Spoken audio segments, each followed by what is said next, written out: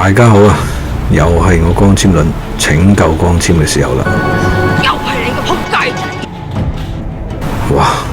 現場一片凌亂，仲有穿線帶同埋鐵線。大家唔好緊張，朋友仔本身係一個裝修師傅，有穿線帶同埋鐵線係好合理嘅。睇嚟朋友仔諗住親自操刀，明顯失敗告終。先幫你收拾個殘局，跟住就落下邊睇下個出線位。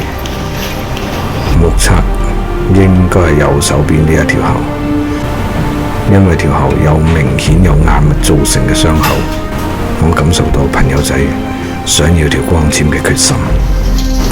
好，先嚟個空氣動力測試，睇下佢條喉有幾閉實，同埋 confirm 下係邊一條喉先。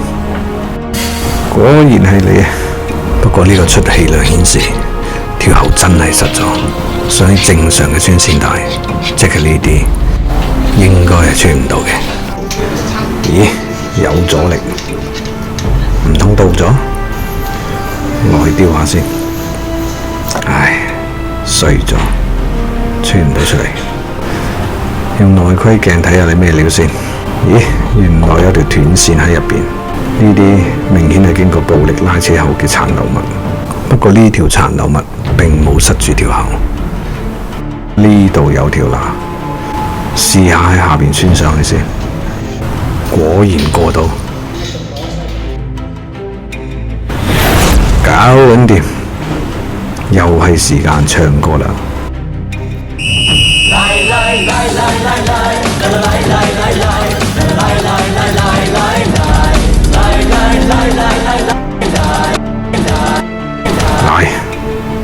拉咗，拉唔到上嚟。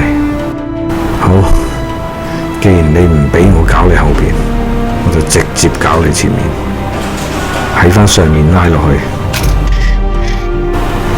Encore。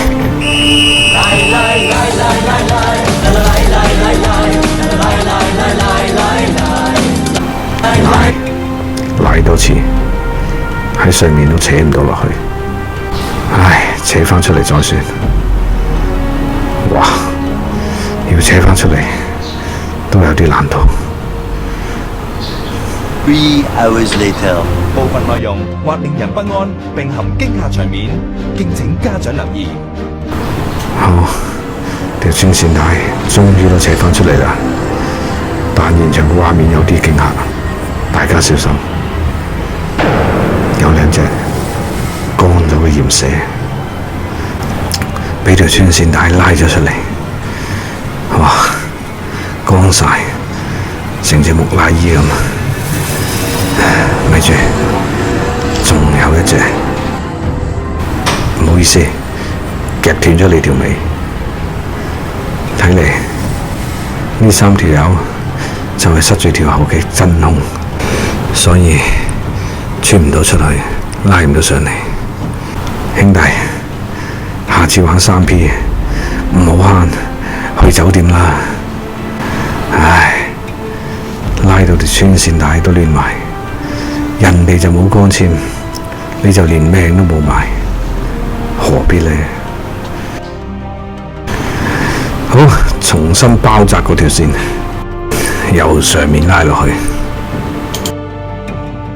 而家非常暢通，非常暢通，搞撚掂，條光纖已經成功穿到出去，再經暗喉穿埋去電視機出線位，完美解決。終於我哋經過咗一段好驚險嘅時間啦，拉出拉入啦，最後成功拉咗條光纖入屋啦。見到嗰條光纖嗰下有咩感受啊？當然好開心啦！如果唔係下明線嘅話，有樣衰噶嘛，係咯。我見你仲要啱啱新裝修啊，新速速啦咁樣，咁如果係要喺呢度掘個窿，真係好似搞唔掂啊！大佬真係，如果唔係唔裝修啦嗬。光纖輪嚟緊都會同大家分享更多嘅案例，下集見。